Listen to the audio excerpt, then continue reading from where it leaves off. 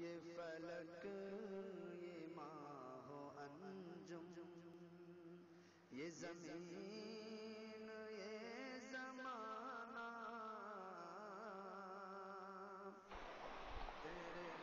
الحمد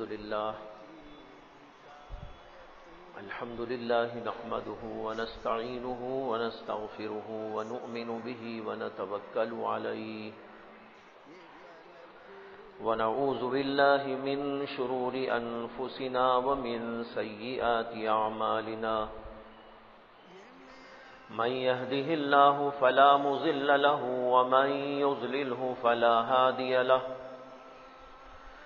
ونشهد أن لا إله إلا الله وحده لا شريك له ونشهد أن سيدنا ومولانا محمدا عبده ورسوله صلى الله عليه وعلى آله وأصحابه وأزواجه وذرياته وسلم تسليما كثيرا كثيرا. أما بعد فأعوذ بالله من الشيطان الرجيم. بسم الله الرحمن الرحيم.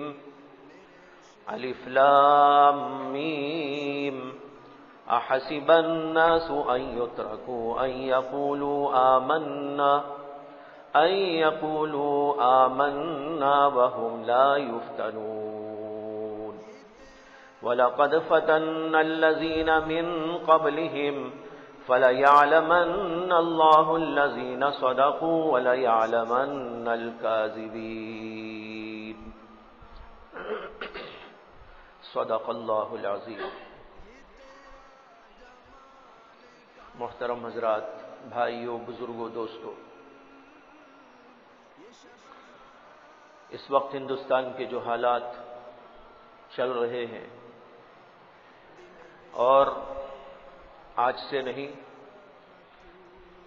کئی برسوں سے جو حالات برابر جاری ساری ہیں، اور روز بروز اس کے اندر کچھ اضافہ، کچھ شدت محسوس کی جا رہی ہے. یہ ایسے حالات ہیں کہ جس میں عام طور پر مسلمان بے چین ہو جاتے ہیں، پریشان ہوتے ہیں، دل میں کبھی اللہ کے بارے میں، کبھی دین کے بارے میں عجیب عجیب وسوسے اور خیالات کا شکار بھی ہو جاتے ہیں. لیکن سب سے پہلے تو ہمیں یہ سمجھنا چاہیے کہ دنیا میں حالات کوئی نئی چیز نہیں ہے. سب سے پہلے تو ہم لوگ دل میں یہ خیال جما لیتے ہیں کہ جو واقعہ پیش آ رہا ہے، جو مصیبت پیش آ رہی ہے، جو حادثہ پیش آ رہا ہے، یہ بس دنیا میں آج ہی رونما ہوا ہے اور میرے ہی ساتھ پیش آ رہا ہے. یہ ایسی عجیب و غریب غلط فہمی ہے، بلکہ اس سے آگے کہنا چاہیے کہ بے وقوفی ہے اور پاگل پن ہے. دنیا کے حالات سے ناواقف ہونے کی دلیل ہے، تاریخ پر نظر نہ ہونے کا نتیجہ ہے. جو آدمی تاریخ پڑھے گا اور اس کو دیکھے گا تو اسے تو یہ سمجھ میں آئے گا اور معلوم ہوگا کہ دنیا تو نام ہی حالات کا ہے. اگر حالات نہیں تو وہ دنیا نہیں، وہ تو جنت ہے. جہاں حالات نہ ہو، جہاں مسائل نہ ہو، جہاں بیماریاں نہ ہو، جہاں پریشانیاں نہ ہو، جہاں حوادث نہ ہو، جہاں دشمنیاں نہ ہو، جہاں تنگیاں نہ ہو، جہاں ایک دوسرے کے خلاف کچھ نہ ہوتا ہو، نہ قتل ہو، نہ غارت گری ہو، نہ جھوٹ ہو، نہ فریب ہو، نہ دھوکہ ہو، آپ بتائیے کہ ایسی جگہ سوائے جنت کے بھی کوئی اور ہو سکتی ہے؟ لیکن عجیب بے وقوفی کا شکار ہم سب لوگ ہو جاتے ہیں اور یہ سمجھ لیتے ہیں کہ بھائی یہ دنیا تو جنت کا نمونہ ہونا چاہیے، یہاں کچھ نہیں ہونا چاہیے، کوئی ہمارے خلاف کارروائی نہیں ہونی چاہیے، یہاں کوئی پریشانی نہیں آنی چاہیے، یہاں پر کوئی حادثہ نہیں پیش آنا چاہیے۔ ظاہر بات ہے کہ یہ خیال جما لینا بہت بڑی پرے درے کی بے وقوفی کا نام ہے۔ اسے سب سے پہلے تو ہم ذہن میں اس بات کو اچھی طرح بٹھا لیں کہ دنیا نام ہی حوادث کا، پریشانیوں کا، مصیبتوں کا، تنگیوں کا، انہی چیزوں کا نام ہے، انہی چیزوں کے مجموعے کو، اس کے مرکب کو دنیا کا نام دیا گیا ہے۔ جہاں یہ سب نہ ہو، آپ سمجھ لیجئے کہ ہم جنت میں پہنچ گئے ہیں۔ جنت تو اسی کا نام ہے جہاں کوئی پریشانی نہیں ہوگی۔ اسی لیے تو اللہ تعالیٰ نے دنیا میں ہم کو بھیجا ہے کہ تم پہلے دنیا کا ذرا مزہ چکھو اور پھر میں تمہیں جنت کا مزہ چکھاؤں گا، اور تم تب دیکھو گے کہ جنت کے مزے میں اور دنیا کے مزے میں کتنا زبردست فرق ہے۔ آج ہم بے وقوفی میں مبتلا ہیں کہ دنیا کی لذتوں کو، دنیا کی چاشنیوں کو، دنیا کی شیرینیوں کو سمجھنے کہ شیرینی ہے، یہ مٹھاس ہے اور یہ لذت ہے، یہ خوشی کا باعث ہے، حالانکہ حقیقت یہ ہے کہ یہ سب کچھ ایک فریب ہے، دھوکہ ہے۔ اصل خوشی، اصل راحت، اصل شیرینی، اصل مٹھاس، اصل حلاوت وہ جنت میں جا کے معلوم ہوگی۔ جب وہاں کی نعمتیں کھائیں گے، وہاں کی راحتیں پائیں گے، وہاں کا عیش اور عشرت نصیب ہوگا، اور وہاں بیٹھ کر محسوس کیا جائے گا کہ ہم یہاں جنت میں کیا کیا کر رہے ہیں، کیسے کر رہے ہیں، تب پتہ چلے گا کہ آج تک دنیا میں ہم جن چیزوں کو لذت سمجھتے تھے وہ لذت نہیں، وہ ایک مصیبت تھی۔ ہم دنیا کے اندر جن جن چیزوں کو راحت سمجھتے تھے وہ حقیقت میں راحت نہ تھی۔ ہم جن چیزوں کو سمجھتے تھے کہ یہ شیرینی ہے اور مٹھاس ہے، حقیقت یہ ہے کہ وہ کڑواہٹ کا نام تھا۔ وہاں جا کے پتہ چلے گا۔ اسے کہ آپ یہ جانتے ہیں، اصول ہے کہ ضد سے دوسری چیز کو پہچانا جاتا ہے۔ ایک چیز ہے، اس کو آپ پہچاننا، اس کی حقیقت کو جاننا اور اس کی اصل کیفیت کو جاننا چاہیں تو اس کی ضد کو دیکھنا چاہیے۔ ضد کا پتہ چلے گا تو اس کا پتہ چلے گا کہ یہ کیا ہے۔ مثال کے طور پر دن کو پہچاننا ہے، دن کی کیفیتوں کو جاننا ہے، دن کی راحتوں کو جاننا ہے، دن کے اجالے کو سمجھنا ہے، تو رات کی اندھیری کو سمجھیے۔ جب رات آئے گی اور پھر دن، تو آپ کو راحت معلوم ہوگی۔ کہیں گے کہ ہاں بھائی، رات کتنی بڑی مصیبت تھی، ہے اندھیری اندھیری، اور کوئی جانور آ جائے، کچھ اور ہو جائے، کچھ پتہ نہ چلے اور کیا حادثہ پیش آ جائے۔ یہ دیکھو اجالا ہو گیا، اجالا پیش آتے ہی آپ کو سمجھ میں آ جائے گا۔ اگر اللہ دنیا میں اجالا ہی اجالا رکھتے تو آپ کو کبھی بھی اجالے کی حقیقت سمجھ میں نہ آتی اور نہ اس کا فائدہ سمجھ میں آتا، نہ اس کی برکتیں سمجھ میں آتی، نہ اس کی فضیلتوں کی طرف کبھی دھیان جاتا۔ اس لیے کہ رات تو کبھی دیکھی ہی نہیں، دن ہی دن دیکھا ہے، تو دن کی فضیلت کیسے سمجھ میں آتی ہے؟ اسی اللہ نے روزانہ سلسلہ رکھا ہے، رات لاتے ہیں پھر دن آتا ہے۔ رات کے بعد دن آنے سے آدمی کو دن کی حقیقت اور کیفیت، اس کا فائدہ اور اس کی راحت اور اس کی عظمت اور جلالت کا پتہ چلتا ہے۔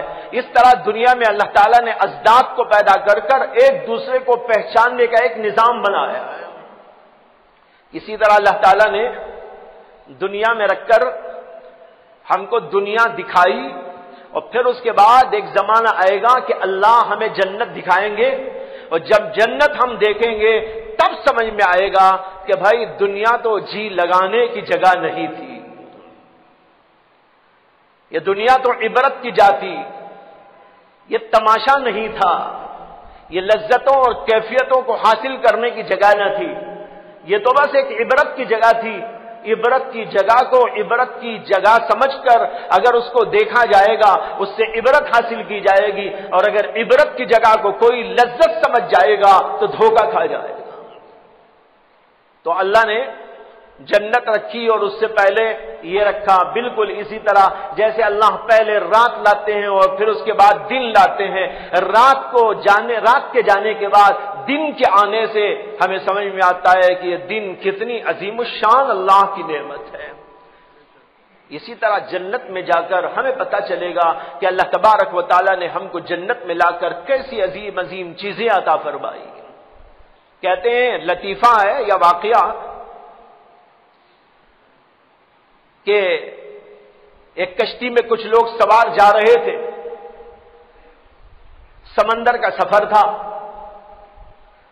سمندر کا سفر تو بڑا بھیانک ہوتا ہے، خطرناک ہوتا ہے، اور پھر وہ ہو ایک معمولی سی کشتی کے اندر تو پھر اور زیادہ خطرہ سمجھ میں آتا ہے۔ تو لوگ بیٹھے ہوئے تھے اور کشتی چل رہی تھی، اور یہاں سے وہاں تک سوائے پانی کے کچھ نظر نہیں آ رہا تھا۔ اسی کشتی کے اندر افلاطون بھی بیٹھا ہوا تھا، جو دنیا کا بہت بڑا عظیم الشان حکیم تھا، بہت بڑا عقل مند تھا، بہت بڑا جو ہے تحقیقات کرنے والا تھا۔ اس کی تحقیقات آج تک دنیا کے اندر پائی جاتی ہیں اور اس کا نام آج تک دنیا میں زندہ بھی ہے اور روشن بھی ہے۔ تو افلاطون بھی اسی کشتی میں تھا، اور اس کشتی میں اتفاق سے ایک ایسا آدمی بیٹھا ہوا تھا جو سب سے پہلی دفعہ سمندر کا سفر کر رہا تھا اور پہلی دفعہ کشتی میں بیٹھا تھا۔ اب کشتی جو رواں دواں ہوئی تو اسے خطرات ہی خطرات نظر آ رہے تھے، کب ڈوب جائے گی، میں کب مر جاؤں گا، کب یوں ہو جاؤں گا اور کب ایسا ہو جائے گا اور پتہ نہیں کیا ہو جائے گا، یہی اس کے دماغ میں سوار۔ اس لیے جو ہے اسے برداشت نہیں ہوا تو زور زور سے رونے لگا اور چیخیں مارنے لگا۔ کشتی میں بیٹھے ہوئے لوگوں نے اس کو سمجھانے کی کوشش کی کہ میاں کوئی بات نہیں ہے، پریشان ہونے کی کوئی ضرورت نہیں ہے، ہم نے بارہا کشتی میں بیٹھا ہے، بارہا ہم نے سمندر کا سفر کیا ہے، اور لوگ ساری دنیا میں سمندر کا سفر کرتے ہیں، کیوں خامخواہ پریشان ہوتا ہے؟ جیسے ہم جا رہے ہیں تو بھی جائے گا، اور ہم بھی منزل پر پہنچ جائیں گے، تو بھی منزل پر پہنچ جائے گا۔ لیکن چونکہ وہ پہلی دفعہ بیٹھا تھا اور اس کے خطرات اس کو جو نظر آ رہے تھے اس کی وجہ سے پریشان تھا، تو اس کا رونا ختم نہ ہوا اور زیادہ ہونے لگا۔ افلاطون جو بیٹھا ہوا تھا وہ دیکھتا رہا تماشا، لوگ اس کو سمجھا رہے ہیں، یہ مانتا نہیں ہے اور زیادہ زیادہ رونے لگتا ہے۔ تو افلاطون نے لوگوں سے کہا کہ بھائی اس کا علاج میں کرتا ہوں، آپ لوگ میرا ساتھ دو گے کہ نہیں؟ لوگوں نے کہا ہاں ہم ضرور آپ کا ساتھ دیں گے، علاج کیجئے۔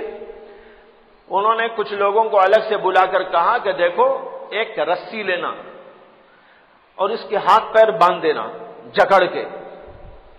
انہوں نے کہا ٹھیک ہے، ایک رسی لی اور اس کے ہاتھ پیر باندھ دیے۔ افلاطون نے کہا کہ ایک دو آدمی اس کو اٹھائیں رسی کے ساتھ اور سمندر میں ڈبو کے پھر بٹھا دیں۔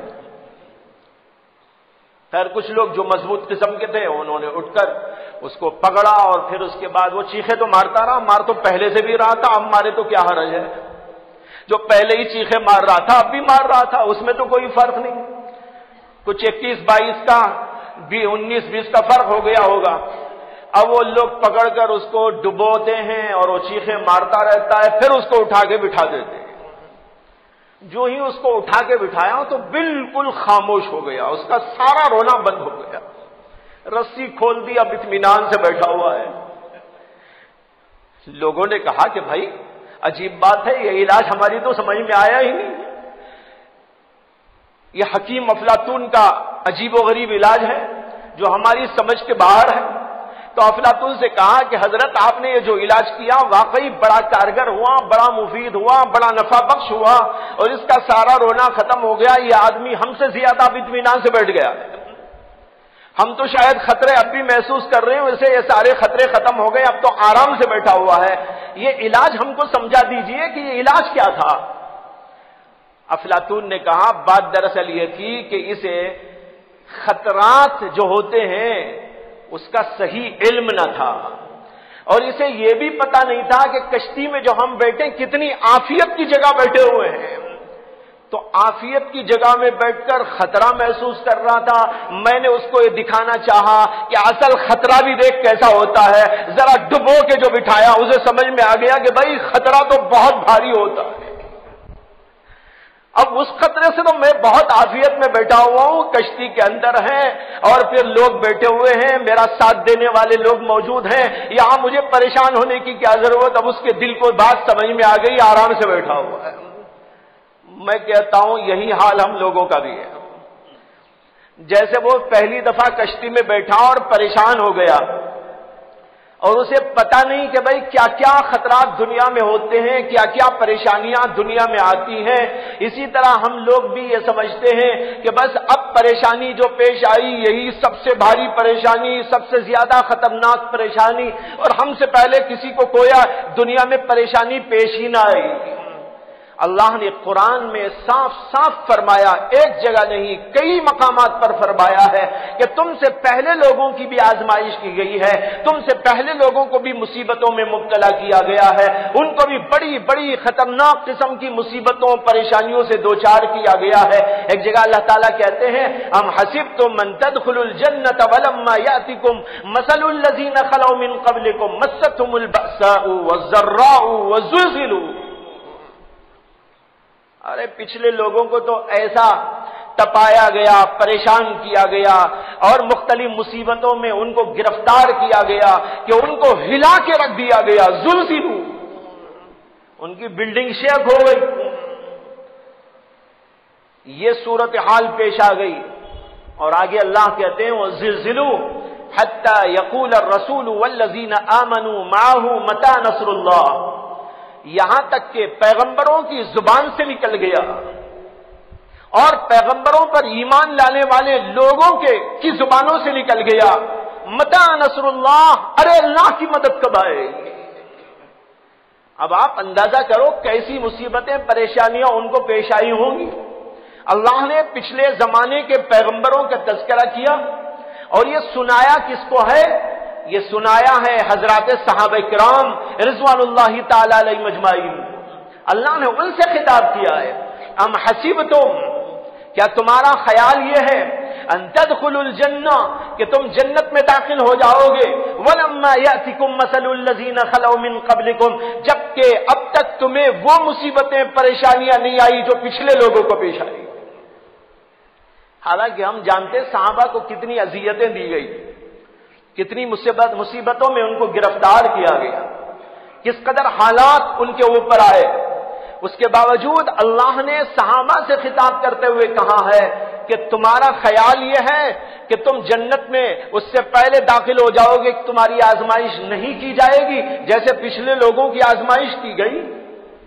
یہاں تک کہ رسولوں کی زبان سے نکل گیا، اہل ایمان کی زبان سے نکل گیا متى نصر اللہ، اللہ کی مدد کب آئے گی۔ اس سے معلوم ہوتا ہے کہ اللہ کی آزمائش کا یہ سلسلہ ہر دور کے مسلمانوں کے ساتھ میں رہا ہے، کوئی پیغمبر کا دور ایسا نہیں، اہل ایمان کا کوئی دور ایسا نہیں جس کے اندر ان کو آزمایا نہ گیا ہو، جن میں ان کو مصیبتوں میں گرفتار نہ کیا گیا ہو۔ حالات مختلف قسم کے اور پریشانیاں مختلف انداز کی، صورتیں بدل جاتی ہیں، شکلیں بدل جاتی ہیں، انداز بدل جاتا ہے، طریقے بدل جاتے ہیں، لیکن طریقوں کے بدلنے سے، شکلوں و صورتوں کے بدلنے سے اصلی حقیقت نہیں بدلتی۔ آزمائش آزمائش ہے، شکل اس کی کچھ بھی۔ آج اگر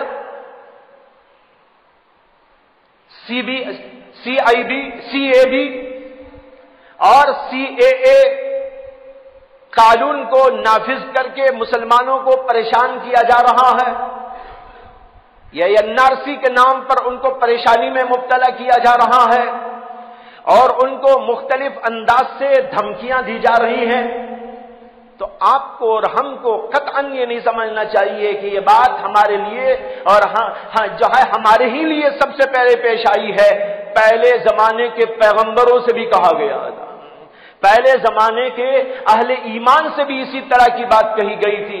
یہ کہا گیا تھا لَنُخْرِجَنَّكُم مِّنْ أَرْضِنَا أَوْ لَتَعُودُنَّ فِي مِلَّتِنَا. لوگوں نے کہا کہ یا تو ہم تمہیں اپنی زمین سے نکال دیں گے، لَنُخْرِجَنَّكُم مِّنْ أَرْضِنَا، ہماری اس سرزمین پر تم کو رہنے نہیں دیں گے، تم کو یہاں سے بھگا دیں گے، تم کو یہاں سے نکال ڈالیں گے. او لتعودن فی ملتنا، یا یہ کہ تم ہماری ملت میں، ہمارے مذہب میں داخل ہو جاؤ، یعنی کفر کو تم بھی قبول کر لو، شرک کو تم بھی قبول کر لو، تو پھر یہاں پر رہنے کی تمہیں اجازت ہوگی، اگر نہیں تو ہم تم کو نکال ڈالیں. یہ نعرہ اگر آج لگ رہا ہو تو ہم کو یہ نہیں سوچنا ہے کہ یہ آج ہی کا کوئی نعرہ ہے جو دنیا میں لگایا گیا ہے اور ہم ہی اس کے سب سے پہلے مخاطب ہیں اور ہم سے پہلے کسی سے کہا نہیں گیا ہے. نہیں، ہر دور کے اندر ایسا ہوا، پیغمبروں کے دوروں میں یہ چلتا رہا، ہر نبی کی امت کے ساتھ میں معاملہ ہوتا رہا. اگر ہمارے ساتھ میں ہو رہا ہے تو ہم کو یہ سمجھنا ہے کہ دنیا میں ایسی صورتحال پیش آیا کرتی. اللہ نے قرآن کریم کے اندر جو ان حالات کو بتایا ہے، ان احوال کا تذکرہ اور تاریخی احوال کا تذکرہ کیا ہے، اس سے مقصود یہی ہوتا ہے اللہ کا کہ ہر آنے والی قوم، ہر بعد میں آنے والا طبقہ ان باتوں کو پڑھنے کے بعد اسے تسلی ہوتی رہے کہ بھائی ہم ہی پہلی دفعہ شکار نہیں ہوئے ہیں، پہلے بھی ایسا ہوتا رہا.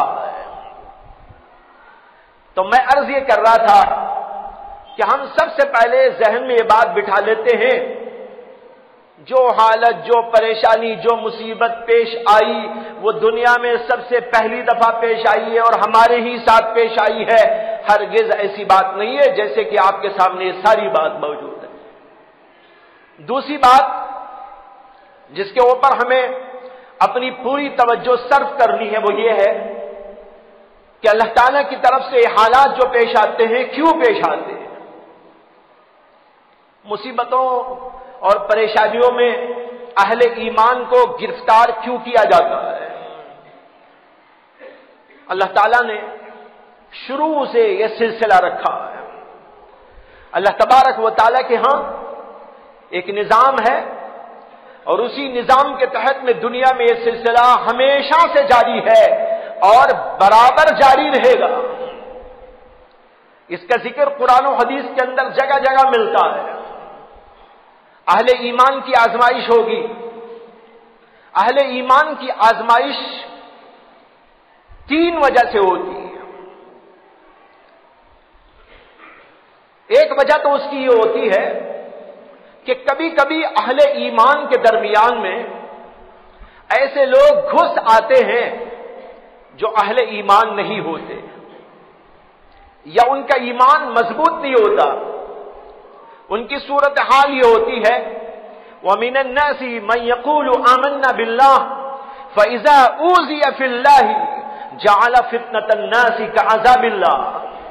اللہ نے قرآن میں کہا ہے ایسے ہی لوگوں کے بارے میں کہ کچھ لوگ ایسے بھی ہوتے ہیں جو کہتے ہیں آمنا باللہ، ہم اللہ پر ایمان رکھنے والے لوگ ہیں. ان کا دعویٰ ہوتا ہے ایمان کا، ان کا دعویٰ ہوتا ہے مومن ہونے کا. وہ مومنوں کے درمیان میں گھلے ہوئے، ملے ہوئے، جلے ہوئے رہتے ہیں، لیکن حقیقت یہ ہوتی ہے کہ ان کا دل ایمان سے خالی ہوتا ہے. یہ ہے کہ وہ ڈگمگائے ہوئے ہوتے، مضبوط نہیں ہوتا.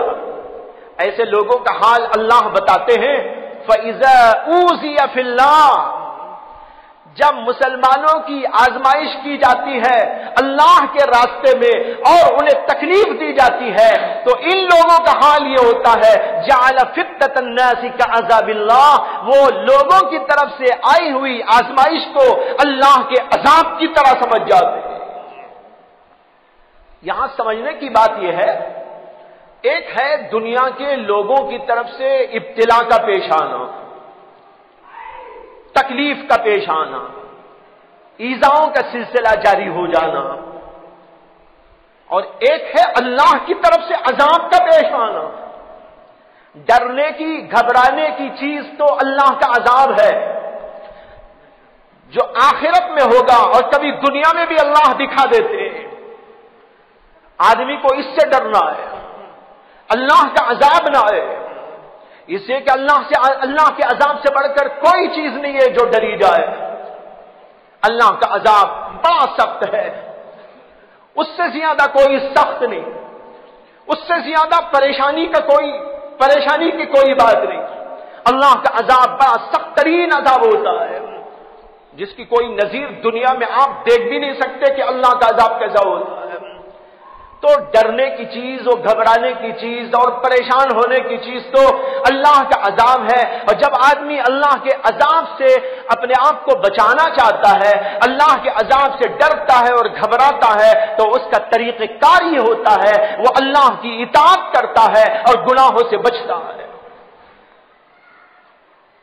تو جو بھی مومن ہوگا اس کے دل میں اللہ کا ڈر ہوگا، اللہ کے عذاب کا ڈر ہوگا، جہنم کے عذاب کا ڈر ہوگا، یا یہ کہ دنیا ہی میں اللہ کا کوئی عذاب آئے اس کا اس کو ڈر ہوگا، تو وہ دو کام بڑی مضبوطی کے ساتھ میں کرے گا. ایک کام تو یہ کرے گا اللہ کی میں اطاعت اور اللہ کی اطاعت کروں، فرما برداری کروں، اللہ کی عبادت کروں اور اللہ کی نافرمانی نہ کروں. اور دوسرا کام یہ کہ گناہ سے بالکل دور رہے. یہ کام وہ کرتا ہے جو آدمی اللہ سے ڈرتا ہے، اللہ کے عذاب سے ڈرتا ہے. یہ تو ہے اللہ کے عذاب کی بات اور اس سے ڈرنا چاہیے آدمی کو. اور ایک ہے لوگوں کی طرف سے پریشانی کا پیش آنا، ہمیں ڈرایا جائے، گھبرایا جائے، مارا جائے، پیٹا جائے، قتل کیا جائے، جیلوں میں ڈالا جائے یا اور کوئی شکل اختیار کی جائے. یہ لوگوں کی طرف سے جو بات پیش آتی ہے یہ ڈرنے کی، گھبرانے کی، پریشان ہونے کی کوئی بات نہیں ہے. فطری تقاضے سے ڈر ہو یہ الگ بات ہے، لیکن دل کو اطمینان حاصل ہونا چاہیے کہ یہ جو اللہ کی طرف سے ہماری یہ صورت بنائی گئی ہے اس کے اندر اللہ کی حکمت موجود ہے. اللہ نے ان لوگوں کا تذکرہ کرتے ہوئے جو ڈلمل ہوتے، نہ ادھر کے نہ ادھر کے، کبھی آ گئے ادھر اور کبھی چلے گئے ادھر. مومنوں کے درمیان ایسے لوگ گھسے ہوئے بہت ساری جگہ ہوتے ہیں، ان کو منافق کہا جاتا ہے. منافقوں کی ایک کثیر تعداد ہمیشہ سے مسلمانوں کے درمیان میں گھسی ہوئی چلی آ رہی. ان کو اللہ پر وہ یقین نہیں، اللہ کی باتوں پر وہ یقین نہیں، ان کو تو اپنے مطلب کی چاہیے. وہ مطلب جدھر دیکھتے ہیں اپنا حاصل ہو سکتا ہے ادھر کی بات کرنے لگتے ہیں. ایسے منافقین کا سلسلہ ایک طویل زمانے سے چلا آ رہا ہے. ایسے ہی لوگوں کا تذکرہ اللہ نے اس آیت میں کیا، فَإِذَا أُوذِيَ فِي اللَّهِ جَعَلَ فِتْنَةَ النَّاسِ كَعَذَابِ اللَّهِ وَلَئِنْ جَاءَ نَصْرٌ مِّن رَّبِّكَ. اور اگر اللہ کی طرف سے تمہاری مدد ہو جائے ان حالات میں، ان پریشانیوں میں، اللہ تبارک و تعالیٰ کی طرف سے مدد آئی اور اللہ تعالیٰ نے جو ہے ظالموں کو ان کا نتیجہ دکھا دیا اور ان کو شکست دے دی اور مسلمانوں کو اللہ تبارک و تعالیٰ نے فتح عطا فرما دی، تو یہ لوگ کہتے ہیں کہ ہم تو تمہارے ساتھ ہیں. جب ادھر دیکھتے ہیں پلڑا بھاری ہے تو کہتے ہیں کہ ہم تمہارے ساتھ، اور جب ادھر دیکھتے ہیں پریشانیاں آ رہی ہیں تو گھبرا جاتے ہیں اور گھبرا کر کبھی الٹے پیر بھی چلے جاتے ہیں. اسی لیے آگے کی آیت میں اللہ نے کہا وَلَيَعْلَمَنَّ اللَّهُ الَّذِينَ آمَنُوا وَلَيَعْلَمَنَّ الْمُنَافِقِينَ. اللہ یہ آزمائش کیوں لاتے ہیں، یہ پریشانیاں، یہ احوال کیوں لاتے ہیں؟ اس لیے آتے ہیں تاکہ یہ پتہ چل جائے مومن کون ہے اور منافق کون ہے. میں نے خطبہ پڑھتے ہوئے جو آیتیں پڑھی یہ سورہ عنکبوت کی ابتدائی آیتیں، اور جو اب آیتیں آپ کو پڑھ کے سنائی وہ بھی اسی کے بعد کی آیتیں اور اسی رکوع میں ہے، پہلے ہی رکوع میں. اللہ تعالیٰ نے پہلی آیتوں میں فرمایا ہے الف لام میم. الف لام میم کے معنی تو اللہ ہی کو معلوم. احسب الناس ان یترکوا ان یقولوا آمنا وهم لا یفتنون. اللہ تعالیٰ کہتے ہیں کیا لوگوں کا یہ خیال ہو گیا ہے، یہ گمان ہو گیا ہے اور انہوں نے دلوں میں اس بات کو بٹھا لیا ہے کہ ان کو چھوڑ دیا جائے گا صرف اس بات کے کہہ دینے پر آمنا ہم ایمان لے آئے، صرف اتنا کہہ دیا آمنا ہم ایمان والے، ہم مومن ہیں، اتنا کہہ دینے پر کیا ان کو چھوڑ دیا جائے گا؟ وہم لا یفتنون، اور کیا ان کی آزمائش نہیں کی جائے گی؟ آمنا کہنے والے کو سمجھ لینا ہے کہ جب بھی تو آمنا کہہ کر اللہ کی طرف آیا تیری آزمائش ضرور ہوگی، دیکھا جائے گا سچا کتنا ہے آمنا بولنے میں، کس قدر اس کے اندر دمخم ہے۔ اس کے لیے آزمائش کے دور سے اس کو گزارا جائے گا، مختلف انداز سے اس کے ساتھ آزمائشوں کا سلسلہ لگایا جائے گا۔ اسی کو اللہ کہتے ہیں کیا ان لوگوں کا خیال یہ ہے کہ صرف آمنا کہنے سے ان کو چھوڑ دیا جائے گا؟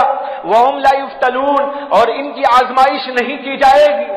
وَلَقَدْ فَتَنَّا الَّذِينَ مِن قَبْلِهِمْ، اللہ کہتے ہیں ان سے پہلے لوگوں کی بھی ہم نے آزمائشیں کی ہیں، یہ صرف تمہارے ساتھ میں نہیں ہے، میں نے ابھی تھوڑی دیر پہلے بھی عرض کیا، جگہ جگہ اللہ نے اس کا تذکرہ کیا ہے کہ ہم نے پہلے لوگوں کی بھی آزمائش کی ہے، یہ تمہارے ہی ساتھ پہلی دفعہ نہیں پیش آ رہا ہے۔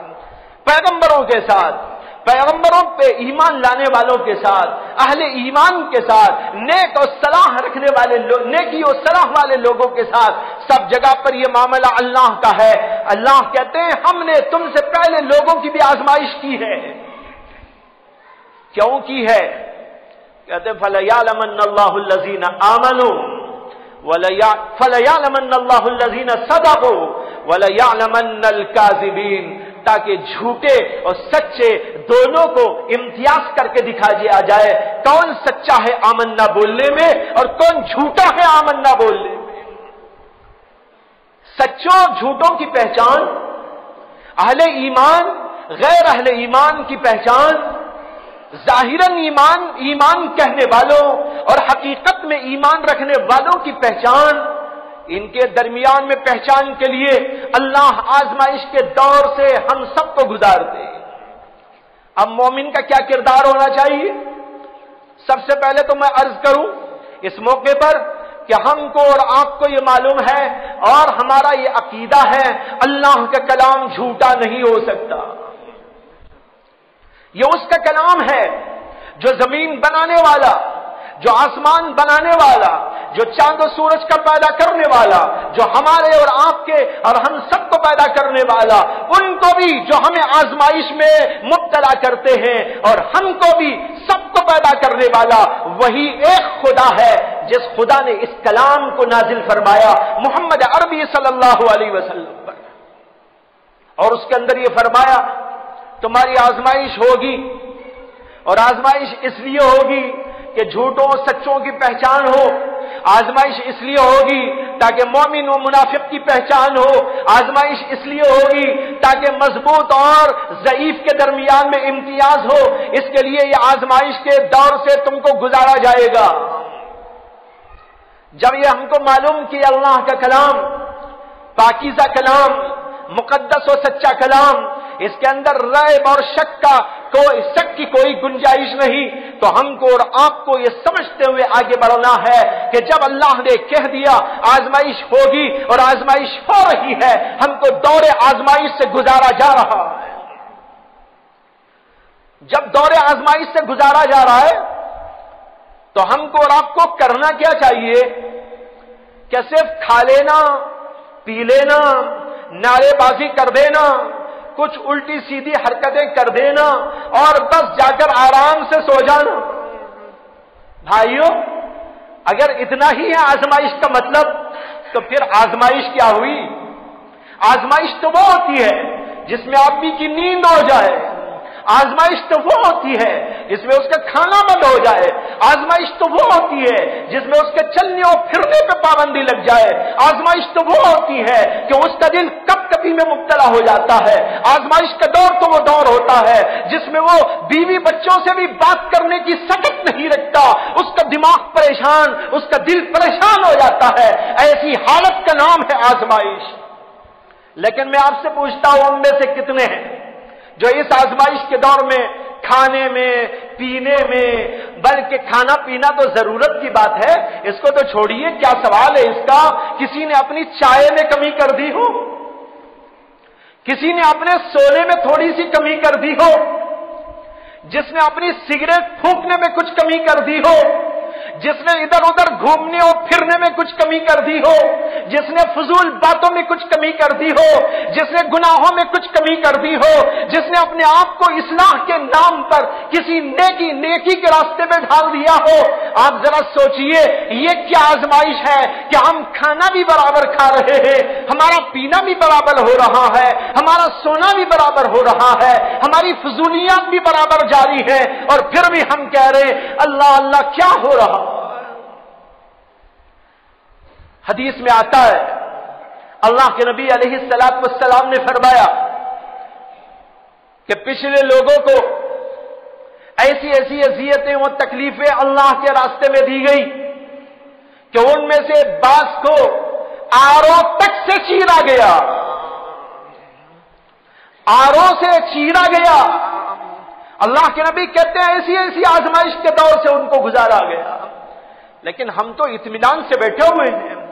بھائیوں، ایسی صورتحال میں ہم کو سوچنا ہے کہ ہمیں کرنا کیا ہے، ہماری ڈیوٹی کیا ہے، اس موقع پر اللہ کا حکم کیا ہے، اللہ کے نبی کا حکم کیا ہے، قرآن اللہ کا، زمین اللہ کی، آسمان اللہ کا، وہ لوگ بھی اللہ کے، ہم لوگ بھی اللہ کے، یہ پوری کائنات اللہ کی۔ اس کائنات کے اندر کوئی کچھ بھی کر رہا ہو، لیکن ذہن میں ایک بات رکھ لو، جب تک خدا ہی فیصلہ نہیں ہوتا اس وقت تک دنیا میں کوئی چیز نافذ نہیں ہوتی۔ ماشاء اللہ کان وما لم یشاء لم یکن، یہ عقیدہ ہے مومن کا۔ جو اللہ چاہتا ہے وہ ہوتا ہے، جو اللہ نہیں چاہتا وہ قطعاً نہیں ہو سکتا ہے۔ یہ ایسا مضبوط عقیدہ مسلمانوں کے دل میں ہونا چاہیے جب سب وہیں سے ہوتا ہے، اور ہمیں یہ آزمائش کے دور سے گزارا جا رہا ہے تو اس صورت کے اندر ہمیں اور آپ کو کرنا کیا چاہیے؟ میں نے بات یہاں سے شروع کی تھی کہ آزمائش جو اللہ کی طرف سے ہوتی ہے یہ 3 وجہ سے ہوتی ہے۔ سب سے پہلی وجہ تو میں نے بتائی آپ کو کہ کچھ لوگ اہل ایمان میں گھس جاتے ہیں، مل جاتے ہیں، مخلوط ہو جاتے ہیں، خلط ملط ہو جاتے ہیں، اور وہ مسلمانوں میں رہ کر مسلمانوں کے خلاف کارروائیاں کرتے ہیں۔ اللہ ایسے لوگوں کو چھانٹ دینا چاہتے ہیں، یہ سب سے پہلی وجہ ہوتی ہے۔ دوسری وجہ کیا ہے؟ دوسری وجہ یہ ہے کہ ہم سب کے سب گنہگار بندے ہیں۔ گنہگار بندے جب گناہ کرتے ہیں اللہ تبارک و تعالی آزمائش کی بھٹی میں ان کو تپا کر پکا کر ان کے گناہوں کو صاف کرنا چاہتے ہیں۔ ارے بندو، میں نے تمہیں کہا تھا گناہ نہ کرو، میں نے تمہیں کہا تھا شراب نہ پیو، میں نے تمہیں کہا تھا زنا نہ کرو، میں نے کہا تھا آنکھوں پہ پابندی رکھو، میں نے کہا تھا جھوٹ نہ بولو، میں نے کہا تھا دھوکہ نہ دو، میں نے کہا تھا کہ جو ہے لوگوں کو تکلیف نہ پہنچاؤ، یہ سارے میرے احکامات تھے، لیکن تم نے ان احکامات کے اوپر پابندی کے ساتھ عمل نہ کیا، تو اب تمہیں جنت میں جانا ہے تو تمہاری آزمائش یہاں پر کی جائے گی۔ اس آزمائش میں اگر تم توبہ کرتے ہو، رجوع اللہ کرتے ہو، اپنے گناہوں پر ندامت کا احساس اپنے دل میں پیدا کرتے ہو، اور اللہ کی طرف رو رو کر گڑ گڑا کر معافی مانگتے ہو، تو تم کو معاف کر دیا جائے گا۔ یہ ہمیں اور آپ کو ایک موقع دیا گیا ہے معاف کرنے کا، اللہ کی طرف سے عنایت کا، اللہ کی طرف سے رحم کا، اللہ کی طرف سے کرم کا، کہ اے میرے بندو تمہیں یہ دکھا کر میں اپنی طرف متوجہ کرنا چاہتا ہوں، اگر تم اب بھی میری طرف نہیں آتے تو پھر میں تو تمہاری کوئی پرواہ نہیں کروں۔ بھائیوں، یہ اس لیے دور لایا گیا ہے تاکہ گناہوں سے توبہ کرے، تاکہ روئے اور پلائے، کبھی راتوں میں اٹھے، تنہائیوں میں اللہ کو پکارے۔ ہر گنہگار بندہ اور سبھی گنہگار پکارے اللہ کو، اور اپنے اپنے گناہوں کے سلسلے میں اللہ سے راز و نیاز کریں، اللہ سے معافی طلب کریں، رو رو کر گڑ گڑا کر اس سے کہیں اے اللہ ہم نے جو کچھ اب تک کیا اب ہمیں معاف کر دیجیے۔ قرآن کریم کے اندر موجود ہے، اللہ نے کہا کہ ہم امتوں پر مصیبتیں اس لیے لاتے ہیں، اس لیے لعلہم یتضرعون، تاکہ وہ گڑ گڑائے، تاکہ وہ اللہ کے سامنے ہاتھ پسارے، روئے، معافی طلب کرے۔ اللہ کہتے ہیں لعلہم یتضرعون، گڑ گڑانے کے لیے، توبہ استغفار کرنے کے لیے، اللہ کے سامنے رونے پلانے کے لیے یہ حالات ان کے اوپر لائے جاتے ہیں۔ لہذا مسلمانوں، آج ہمارا کام یہ ہے کہ ہم لوگ اللہ کے سامنے گڑ گڑائے، توبہ کرے، استغفار کرے، اور توبہ اور استغفار یہ ہے سب سے پہلے تو یہ عہد کرے کہ گناہ نہیں کرے گی۔ اگر گناہ کرتے کرتے ہی توبہ بھی ہوتی رہے تو وہ توبہ نہیں ہوا کرتی۔ جیسے بعض لوگ گناہ بھی کرتے رہتے ہیں، توبہ بھی کرتے رہتے، اپنے چہرے پہ مار بھی لیتے، یہ کوئی توبہ نہیں ہے۔ توبہ تو ندامت کا نام ہے، توبہ تو عہد کا نام ہے، توبہ تو آئندہ نہ کرنے کا، اللہ سے عہد کرنے کا نام ہے۔ گناہوں کو چھوڑ دینا، دل میں ندامت کا پیدا ہو جانا، اور آئندہ گناہ نہ کرنے کا عزم کرنا، اللہ کے سامنے وعدہ کرنا اے اللہ میں گناہ کے قریب نہیں جاؤں گا، یہ ہے توبہ۔ گناہ چھوٹے بھی ہوتے ہیں، بڑے بھی ہوتے ہیں، گناہ ظاہری بھی ہوتے ہیں، گناہ باطنی بھی ہوتے ہیں۔ ہر قسم کے گناہوں سے اللہ سے معافی مانگو، جھوٹ سے معافی مانگو، غیبت سے معافی مانگو، دھوکے سے معافی مانگو، کسی کو بے عزت کرنے سے معافی مانگو، اور اسی طریقے پر جو ہے ریاکاری سے معافی مانگو، اور عجب سے، تکبر سے معافی مانگو، حسد سے، کینے سے، بغض سے معافی مانگو، شراب سے معافی مانگو، زنا سے معافی مانگو، ہر گناہ سے معافی مانگو، چھوٹے سے، بڑے سے، ظاہر سے، باطن سے۔ یہ وجہ ہوتی ہے تاکہ اللہ کے بندے اللہ کی طرف رجوع کرے۔ میں نے آیت سنائی لعلہم یتضرعون، یہ دوسری وجہ ہوتی ہے۔ تیسری وجہ جس کی وجہ سے آزمائش میں مبتلا کیا جاتا ہے، یہ اس لیے مبتلا کیا جاتا ہے کہ ہم میں کچھ بندے بڑے نیک ہوتے ہیں، بڑے صالح ہوتے ہیں، بڑے پرہیزگار ہوتے ہیں، دن رات اللہ سے لو لگائے بیٹھے ہوتے ہیں، اللہ کی محبت میں، اللہ کے خوف اور خشیت میں، اللہ پر توکل و اعتماد میں، اللہ تبارک و تعالی سے لو لگانے اور انس میں لگے رہتے ہیں۔ وہ اللہ کی نافرمانی نہیں کرتے، وہ اللہ کے نیک بندے، اللہ کے محبوب بندے جب اس دنیا کے اندر اللہ کی اطاعت میں، فرما برداری میں، نیکی و تقوی میں، پرہیزگاری میں زندگی بسر کرتے ہیں تو ایسے حالات کے آنے پر ایسے لوگوں کے درجات کو بلند کر دیا جاتا ہے۔ حضرات انبیاء اکرام علیہم الصلاۃ والسلام پر بھی حالات آئے، لیکن حالات انبیاء پر کیوں آئے؟ ان کے درجات کی بلندی کے لیے۔ صحابہ کرام پر بھی حالات پیش آئے، اہل اللہ پر بھی حالات پیش آتے ہیں۔ ان پر کیوں پیش آتے ہیں؟ ان کے درجات کی بلندی کے لیے اللہ ان کے درجے بلند کرتے چلے جاتے ہیں۔ لیکن ہم لوگ یہ دوسری کیٹیگری میں ہیں، اور ہم میں سے کچھ ایسے بھی لوگ ہیں جس کی طرف میں نے اشارہ دیا کہ اہل ایمان میں سے پکے طور پر تو نہ ہوئے لیکن گھسے ہوئے ہیں، ملے جلے ادھر ادھر جو ہے باتیں کرتے رہتے ہیں۔ ایسے لوگوں کو اللہ تبارک و تعالی چھانٹ دینا چاہتے ہیں، ان میں امتیاز پیدا کر دینا چاہتے ہیں، اس لیے حالات کو لاتے ہیں، اور دوسرے ہم جیسے گنہگار بندوں کو اپنی طرف رجوع کرانے کے لیے اللہ یہ چیز لاتے ہیں۔ لہذا میں آپ سب سے گزارش کروں گا کہ ان حالات کے اندر سب سے پہلے گناہوں سے توبہ کرے اور اپنے آپ کو نیکی میں لگانے اور اللہ کی فرمانبرداری میں لگائے رکھنے کی کوشش کرے۔ اس کے بعد اخیر میں وقت کیا ہو،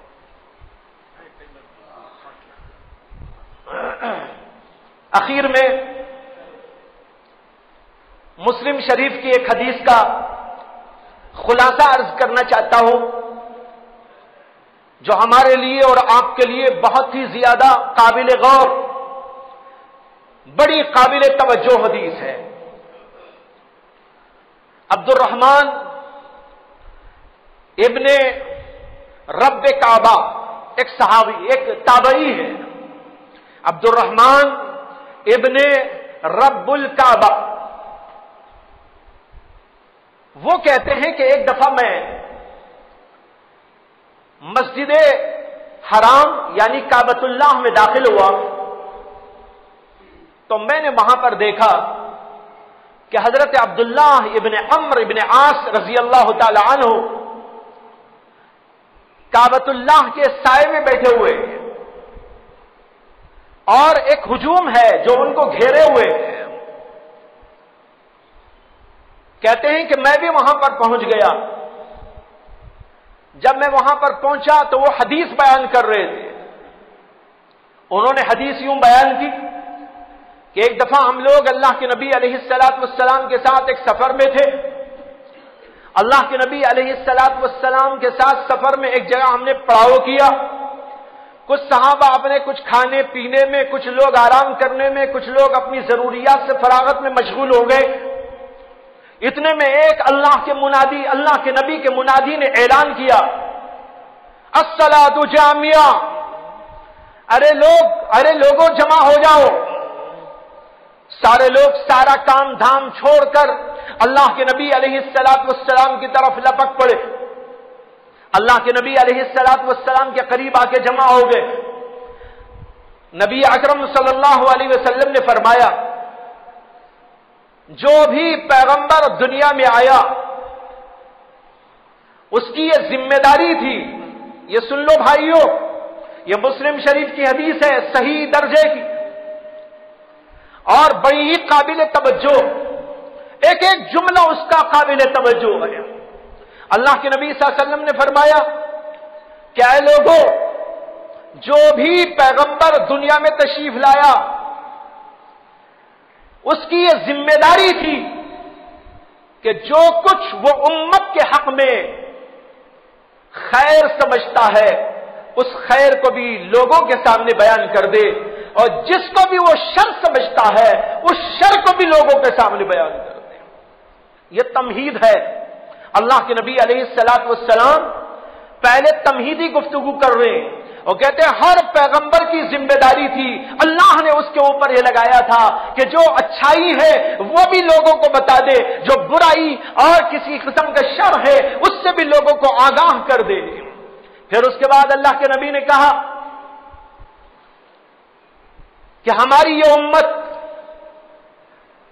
اس کے پہلے طبقے میں تو عافیت رکھی گئی ہے، وہ صحابہ کا دور، لیکن جب اس کا آخری دور آئے گا تو اس کے اندر مصیبتیں، آزمائشیں، پریشانیاں ہوں گی. اللہ کے نبی کہہ رہے ہیں پچھلے دور میں، پہلے دور میں وہاں تو عافیت، لیکن جو آخری دور اس کا آئے گا تو اس کے اندر مصیبتیں، وہ پریشانیاں ہوں گی، آزمائشوں کا دور ہوگا. پھر اس کے بعد میں فرمایا ایسی ایسی آزمائشیں آئیں گی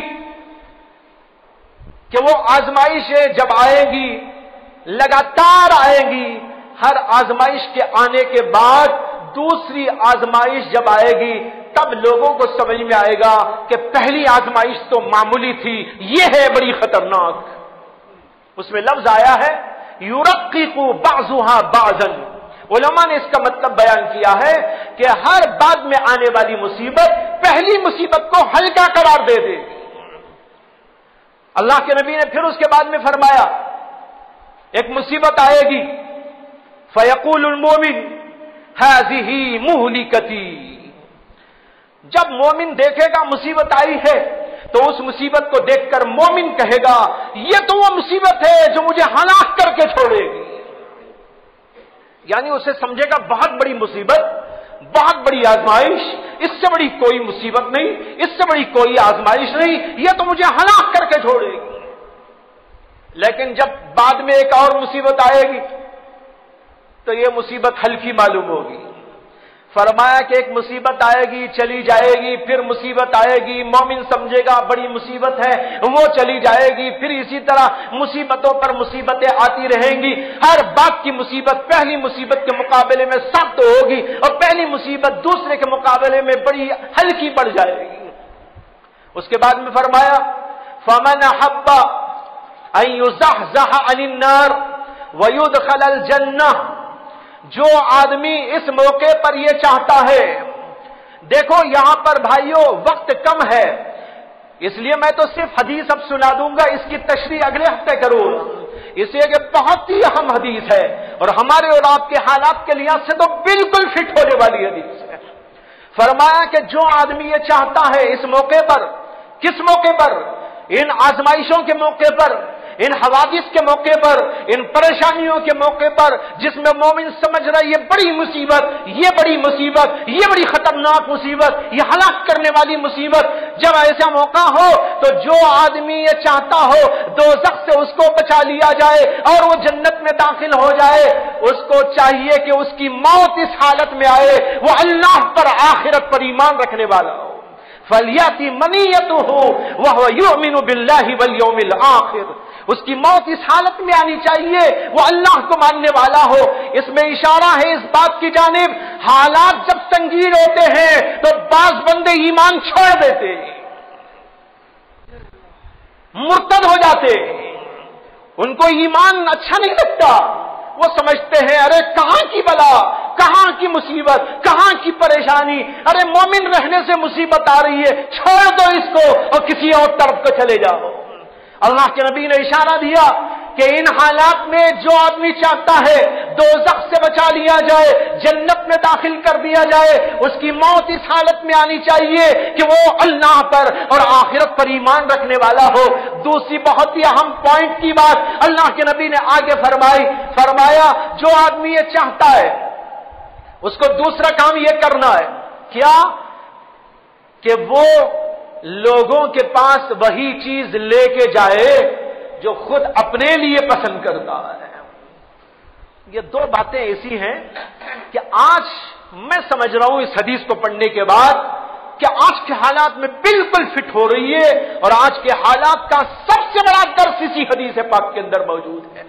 اس لیے کہ آج بھائیوں ایک دوسرے کو کاٹنا، ایک دوسرے کو بے عزت کرنا، ایک دوسرے سے حسد اور بغض رکھنا، جو خود کے لیے نہیں چاہتا وہ دوسرے کے لیے چاہتا ہے، دوسرے کے حقوق کو پامال کرتا ہے، اپنا حق چاہتا ہے مجھ کو پورا ملے، لیکن کسی کا کوئی حق ادا نہیں کرتا، کسی کی کوئی رعایت نہیں کرتا، کسی کی عزت کی کوئی اہمیت نہیں رکھتا، کسی کے مال کی کوئی اہمیت نہیں رکھتا، اپنے لیے تو سب کچھ چاہتا ہے، کسی کے لیے کچھ نہیں چاہتا۔ اللہ کے نبی کہہ رہے ایک طرف تمہارا اللہ پر ایمان ہونا چاہیے، اللہ سے رابطہ صحیح ہونا چاہیے، اور دوسرا کام یہ ہے مخلوق سے صحیح طور پر تمہارا رابطہ ہونا چاہیے۔ اگر یہ دو باتوں پر تم ثابت قدم رہو تو پھر کوئی پرواہ نہیں، کوئی مصیبت تمہارے اوپر آ جائے۔ یہ ہے بھائیو وہ درس جو اس حدیث پاک میں ہے، لیکن جیسے کہ میں نے عرض کیا یہ آخری جملے جو حدیث پاک کے اندر ہے اس کو تھوڑی سی تشریح کے ساتھ عرض کرنا میں ضروری سمجھتا ہوں، اس کے لیے انشاءاللہ اگلے ہفتے کلام کیا جائے گا۔ وآخر دعوانا